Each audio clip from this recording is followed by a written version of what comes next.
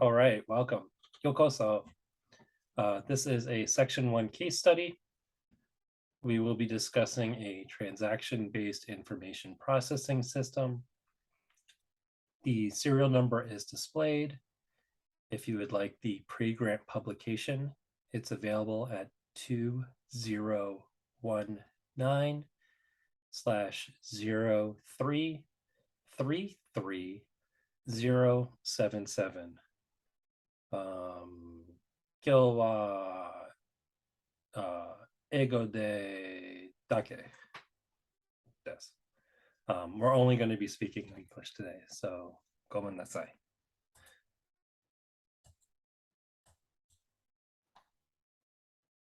All right, what is the background for this invention? Conventionally, a service provider could provide content such as an advertisement only to users who purchased a commercial product from a company's own shops. And it is therefore an object of the present invention to make it possible to provide related content to a terminal of a consumer who purchased a commercial product from any shop. Our application has two embodiments. In the first embodiment, the consumer purchases a commercial product from shop A in store B and sends an image of the receipt. The server apparatus provides an advertisement of shop A in store A. Right, so we have the same shop in different stores. It's like what we discussed on the previous slide. And in this case, only the image of the receipt is sent. It is not necessary to identify the commercial product. In our second embodiment, the consumer purchased a commercial product from shop B in store D and sent a receipt image and a commercial product code of the purchased product. In this case, it's wine. The server apparatus provides a questionnaire asking why the consumer did not purchase the commercial product from shop A in store A. Here, the commercial product code is sent to identify the purchased commercial product. And so the related content is more specific to the consumer's purchase, right? Well, in this case, it's a questionnaire. This is a computer implemented invention. As is often the case, we have this flow chart setting forth an algorithm to describe the structure of the invention. This is all from one figure, but it's very convenient to break it up as if it's different. Operations S10 to S13 correspond to figure 4A, which we illustrated on slide 4. And operations S14 to S18 correspond to figure 4B that we showed on the previous slide, slide 5. So I've got the claims posted here. We're not going to read through them. You can look them up in the pre-grant publication or on Patent Center. This case was abandoned after the final office action, but first we're going to walk through the non-final rejection. In that office action, claims 1 and 4, among others, were rejected under 35 USC section 101 on 2 grounds. First, organizing human activity, and second, mental processes. In the case of organizing human activity, the examiner said that these claim elements are directed to a certain method of organizing human activity in the form of commercial interaction, specifically advertising or sales activity. With regard to mental processes, the examiner said that claim elements are additionally directed to mental processes in the form of observation and evaluation. The applicant amends claim 1. Again, you can look it up in Patent Center. This is all public. But as a summary of what they do, the substantive changes are introducing a first shop and a second shop, before it just said a shop. And so we've got this advertised shop and a shop from which the consumer purchased the product. And now we can begin distinguishing between the different shops. They also clarify that the extracted content includes content associated with the first shop and not just a shop. So you can see that this kind of ties into the embodiments we discussed.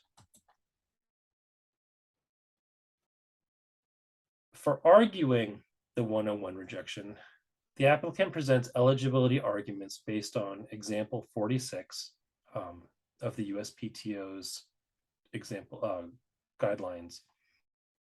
And that example has multiple claims, and they focus on claim 3. In making their arguments, they first say that there's a technical effect provided by the claim in that the need to manually relate information regarding multiple shops and then provide information to a consumer regarding the multiple shops is avoided. This technical effect is not disclosed in the specification, though, right? This is just mere attorney argument, and therefore doesn't carry as much weight, right? This application, I don't remember what year they filed their response. We're recording in 2022. So let's say it's 2022.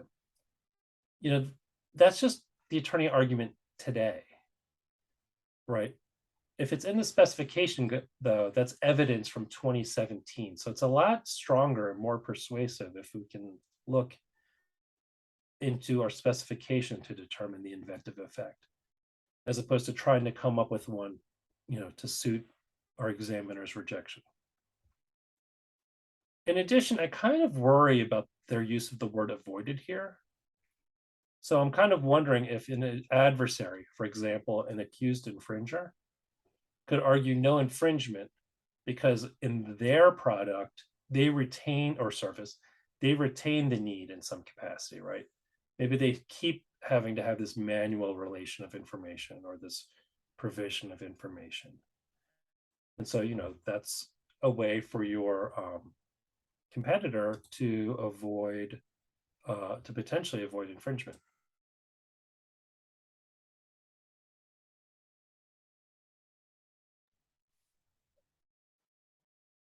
Based on the claim language, our applicant next argues that Claim 1 recites the practical application of a processor relating information from multiple shops, which in turn is capable of providing that information to a consumer in a manner based on the consumer's behavior. All right, what's my view of this argument? Well, it doesn't track the claim language accurately, right? There's this aspect of consumer behavior. I don't see behavior in the claim.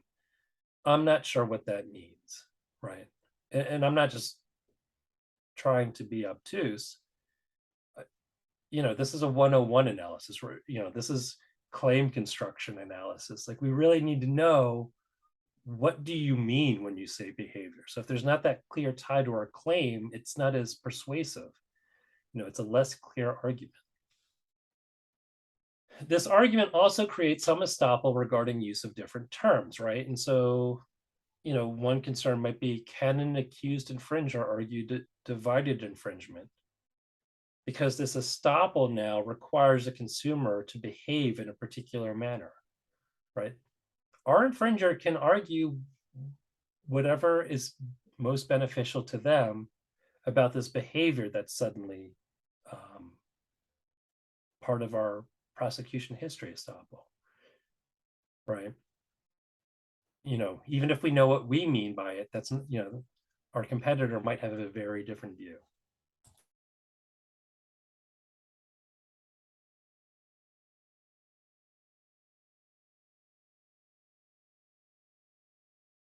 There it goes. Sorry, that was having some difficulty there. The applicant next argues Claim 1, similar to sample Claim 3 of example number 46, does not recite an abstract idea. I've made the point before, I'm going to make it again. The US Supreme Court tells you that nearly every invention, and therefore claim, every invention incorporates an abstract idea. I forget the exact language. It's from the Alice case itself. Okay, this isn't some obscure case. And so therefore, every claim at some level is going to recite an abstract idea. The Supreme Court tells you they do. And even more so than just the Supreme Court generally saying it, the USPTO says it. They say that Claim 3 of Example 46 recites an abstract idea, and specifically, they say that limitation C recites a concept that falls into the mental process grouping of abstract ideas. And this is where you can find it. So I don't know why the applicant's representative is saying it doesn't recite an abstract idea. In addition, their arguments say that Claim 1 is integrated into the practical application. I don't know what that means. That's not what you're supposed to be proving. What you're supposed to prove is that Claim 1 integrates the abstract idea into a practical application.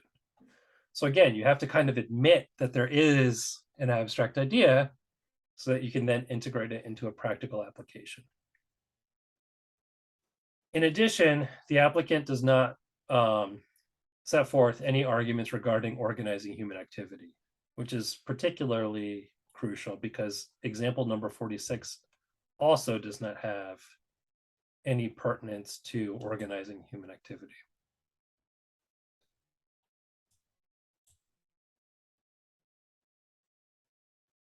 All right. So then there's this final rejection. And they reject Claim 1 and 4 under 35 USC section 101. And now our examiner says that the steps and functions are directed toward the abstract idea of organizing human activity because the claimed limitations are identifying a second shop from which the customer purchased a commercial product by analyzing the receipt, which is commercial interaction sales activity. And the applicant's claimed limitations are analyzing receipts to identify merchants, which is directed towards the abstract idea of organizing human activity. And I want to point out at this stage that the examiner says nothing about the first shop, right? This advertised shop that we're focused on. So this is where I was asked to pick up this application, right? The case goes abandoned. And so someone says, Brian, we have some questions. So this is where I'll begin my analysis.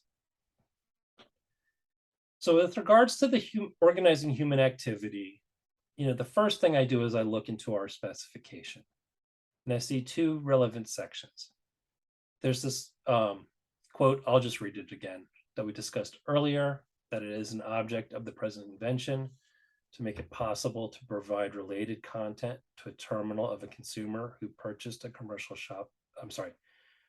product from any shop. And that even a shop, for example, a competitor, different from the shop where the consumer performed purchase behavior, can provide an advertisement or the like. The issue that I see is that the claim features are too broad as written. I don't mean that you can't patent this in some, you can't be patent eligible in some contexts. I'm saying that the claims as written at this stage are too broad. The claim does not require any meaningful relationship between the first shop on one hand and the second shop in the commercial product on the other.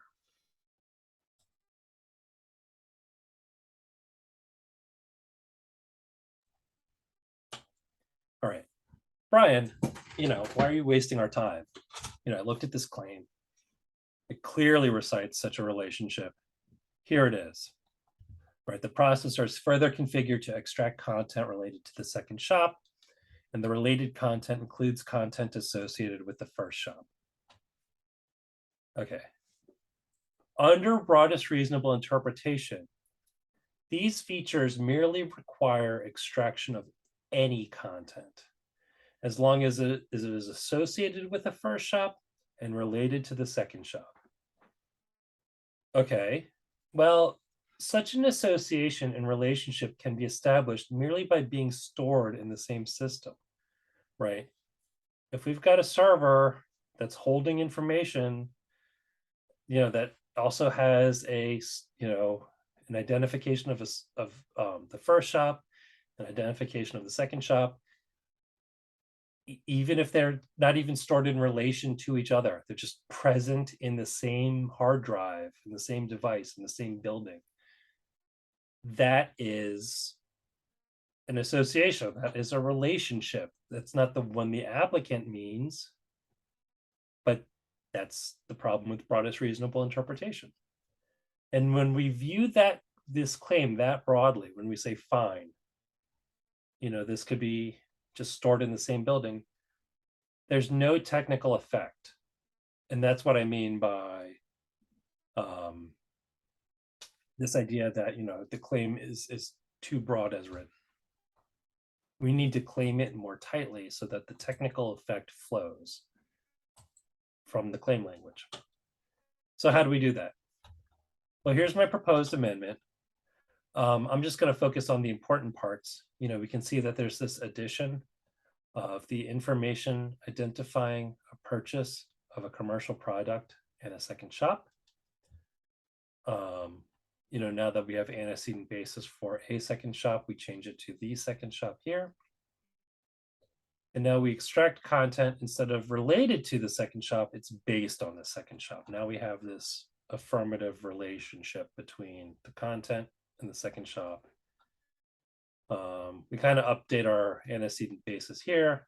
And actually these were okay to keep, but I think the claim's a lot cleaner without them. They don't mean a whole lot. All right, so that's the claim in marked up form. What does it look like clean? Well, now we just need to demonstrate the technical effect of a processor configured to receive information, the information identifying a purchase of a commercial product and a second shop, wherein the processor is further configured to extract content based on the second shop and provides the extracted content to the terminal, and the extracted content includes content associated with the first shop. Okay.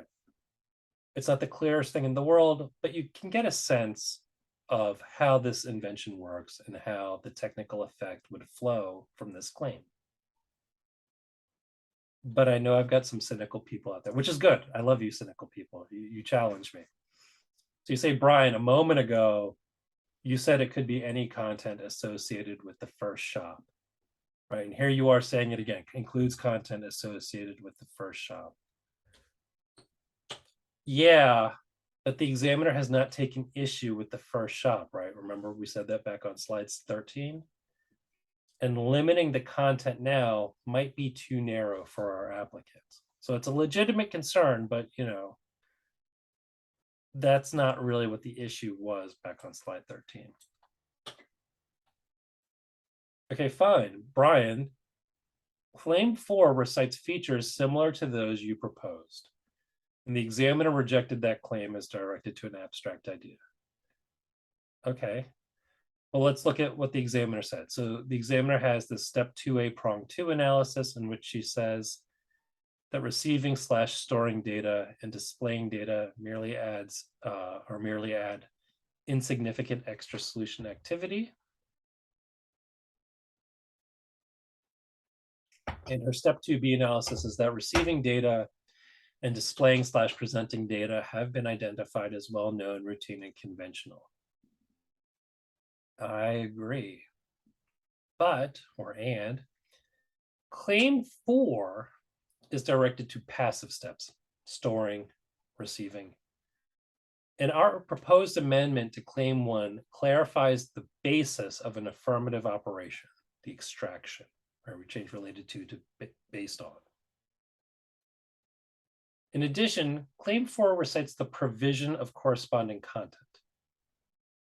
Claim 4 does not require the corresponding content to be related to the first shop. So again, this is a much narrower, I don't know about much narrower. This is a tighter way of claiming similar subject matter to claim 4. Yes, claim 4 is instructive, but that's not the claim we're rolling up. We're amending claim 1 differently. All right, Brian. What does an argument like this look like? Well, this isn't quite right because I wanted to get it all on one slide, but this is like 80 to 90% of how I would actually argue this. So I would literally just paste in the same claim language we had before, right, from the previous page. And then I point to where in the specification the technical effect is located. Thus, in a non-limiting implementation, even a shop, for example, a competitor different from the shop where the consumer performed purchase behavior, can provide an advertisement or the like. Accordingly, amended claim 1 is patent eligible. That's about it, right? For me, I mean, yeah, this is the final office action, but we're certainly early in prosecution. And for me, this would be my first office action. And so, I don't really feel a need to present additional arguments, right? I'm not going to argue the example from the USPTO guidelines. I'm not going to walk through the different steps and prongs of the MPEP. Examiners don't really buy that. I mean, I'm not saying none of them do, but like most examiners want to see the claim, they want to see the invention, they want you to cite to the specification when you talk about the technical effect, and then they're going to compare the technical effect to the claim to make sure that one flows from the other. So what we're trying to do is balance the inventive effect against the claim scope, right? Okay, that's subjective, right? This isn't something that's fairly objective like an anticipation rejection. This is something where reasonable people can differ all day.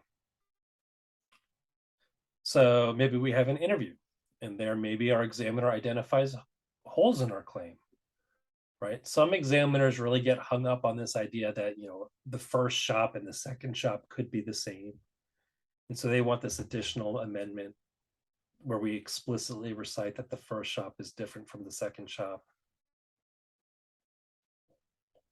Something like that's okay. We can accept that amendment. But I'm not going to offer it before I talk to my examiner, right? I'm going to let my examiner tell me I need that. All right, well, that was organizing human activity. That's the easy one. Now we've got mental process. This is the hard one.